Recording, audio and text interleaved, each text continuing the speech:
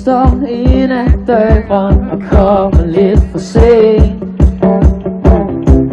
Timen den er startet, men jeg lader som ingenting. Min lærer kigger strengt på mig og siger, at jeg skal sætte mig ned. Jeg ved, at det sker for tit, og det må ikke blive ved. Ikke blive ved. Du skal tro på dig selv. Du skal gøre, hvad du vil.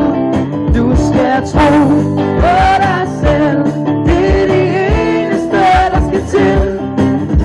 For hvis din selvtillid er bare, så lyt til hjertet og hør det svar. For drømme bliver til